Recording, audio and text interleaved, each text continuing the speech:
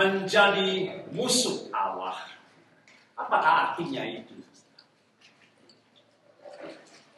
Apakah Allah punya musuh? Apakah Allah Raja Damai Shalom itu berkelahi, bertengkar, bermusuhan? Mungkinkah di antara kita yang mengira bahwa kita ini umat milik kepunyaan Allah, umat yang digembalakan Allah, ternyata adalah musuh Allah? Bukankah Allah itu maha kasih, Allah itu maha baik, Raja Damai, mengingat kebaikan dan juga damai yang selalu dibawa Tuhan? Maka gagasan bahwa Allah memiliki musuh itu tampaknya paradok, tampaknya kontradiksi, bertolak belakang dengan hakikatnya. Sebagaimana dikatakan dalam firman Tuhan 1 Yohanes pasal 4:16 bahwa Allah adalah kasih adanya. Namun saudara, Alkitab memang menyatakan bahwa Allah memiliki musuh. Musuh ini adalah konsep pemberontakan, ketidaktaatan, ketidakpercayaan di mana individu memilih dari dirinya sendiri untuk memilih jalan bertentangan. Musuh Allah itu berarti lawan katanya adalah sahabat Allah, yaitu orang yang memilih untuk berada dalam Tuhan, yaitu memilih berpegang pada jalan Tuhan, kebenaran Tuhan, dan kehidupan kekal yang dibawa oleh Allah. Maka dari sini saudara kita memahami istilah musuh Allah. Kalau Alkitab saudara, sejak dari perjanjian lama, kita dapat menjumpai individu bahkan bangsa dan umat yang memberontak, melawan Allah. Kita dapat membaca yang paling jelas bagaimana pembangkangan dari Firaun untuk melawan Allah, bangsa Israel keluar dari Mesir. Firaun menentang kehendak dan jalan Allah. Bahwa Allah menentang orang-orang yang tidak taat kepadanya dan yang melakukan penyembahan berhala. Saya lihat dalam perjanjian lama, sebagaimana kita baca dalam firman Tuhan hari ini, menentang 10 perintah dari Allah. Saya baca lagi Keluaran 20 ayat 5, jangan sujud menyembah kepadanya, beribadah kepadanya, sebab aku Tuhan Allahmu adalah Allah pencemburu dan pembalas. Maka oleh karena kamu mengatakan kata-kata dusta dan melihat perkara-perkara bohong, maka aku akan menjadi lawanmu. Dan itu artinya musuh Allah. Maka kita dapat lihat saudara dalam Yakobus yang baru saja kita baca, bagaimana jemaat Tuhan ditegur sedemikian keras, dan umat Tuhan gereja mula-mula itu dituding oleh Rasul Yakobus sebagai musuh Allah. Padahal mereka adalah umat Allah yang sedang berbakti kepada Allah. Mengapa jemaat ditegur sedemikian keras dan dikatakan dan dituding sebagai musuh Allah? Kita dapat baca enggak dari kitab Yakobus, oleh karena perilaku mereka meskipun sebagai jemaat Tuhan, bahkan ibadah dan doa seperti yang kita lakukan, mereka lakukan tidak dalam kehendak Allah. Tidak dalam damai, tidak dalam kebenaran. Saya dapat lihat di pasal 3 ayat 18. Mereka bersengketa, mereka bertengkar, memperjuangkan hawa nafsu mereka sendiri. Dari mana datangnya sengketa dan pertengkaran di antara kamu dalam gereja? Ada nggak dalam gereja orang bertengkar? Bukankah itu datang dari hawa nafsumu? Saling berjuang dalam tubuhmu. Sikap ibadah yang egois seperti itu selain tidak berkenan kepada Allah, juga tidak bermanfaat apapun karena Allah juga dikatakan tidak meresponnya.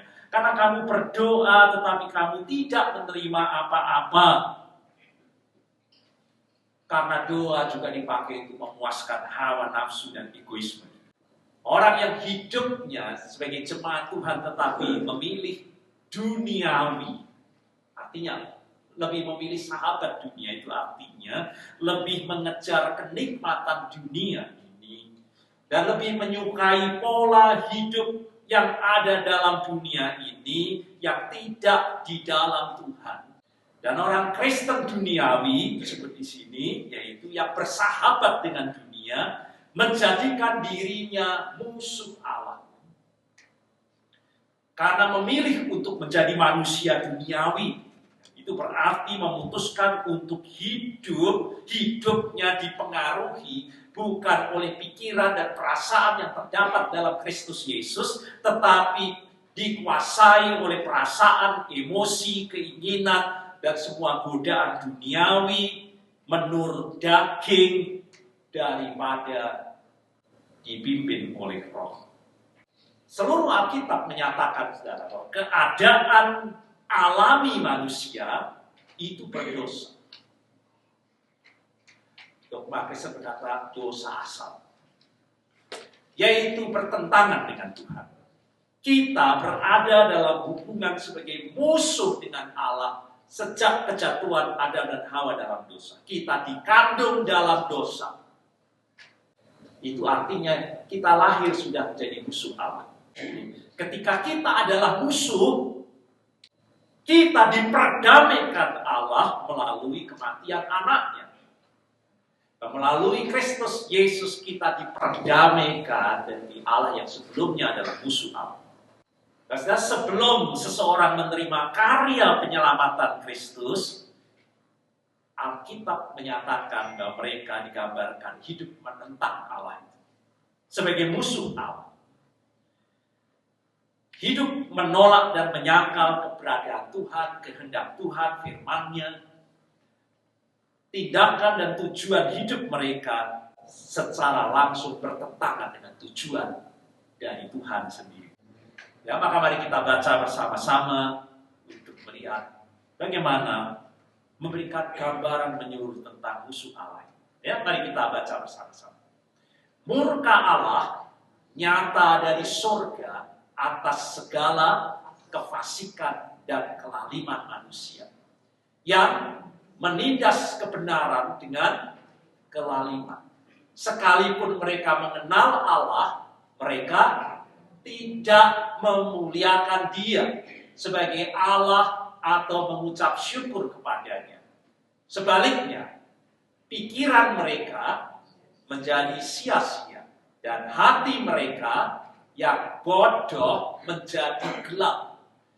Mereka berbuat seolah-olah mereka penuh hikmat, itu orang dunia kayaknya, tetapi mereka telah menjadi bodoh.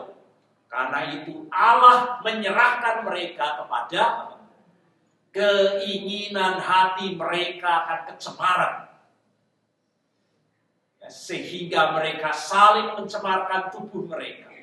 Sebab mereka menggantikan kebenaran Allah dengan dusta dan memuja dan menyembah makhluk dengan melupakan penciptanya yang harus dipuji selama-lamanya.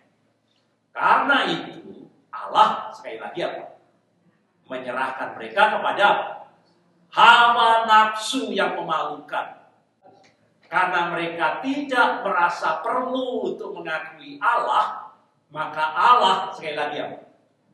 Menyerahkan mereka kepada pikiran-pikiran yang terkutuk. Sehingga mereka melakukan apa yang tidak pantas, apa saja. Penuh dengan rupa-rupa kelaliman, kejahatan, keserakahan, dan kebusukan. Penuh dengan dengki, pembunuhan, perselisihan. Apakah sudah ada di situ? Tipu muslihat dan kefasikan. Mereka adalah pengumpat, pemfitnah, pembenci Allah, kurang ajar, congkak, sombong, pandai dalam kejahatan, tidak taat kepada orang tua, tidak berakal, tidak setia, tidak penyayang, tidak mengenal belas kasihan. Meskipun dikatakan 2 Petrus pasal 3 ayat 9 bahwa Allah itu kehendaknya tidak ada satupun orang yang binasa, karena Allah itu kasih adanya. Melainkan semua orang berbalik dan bertobat.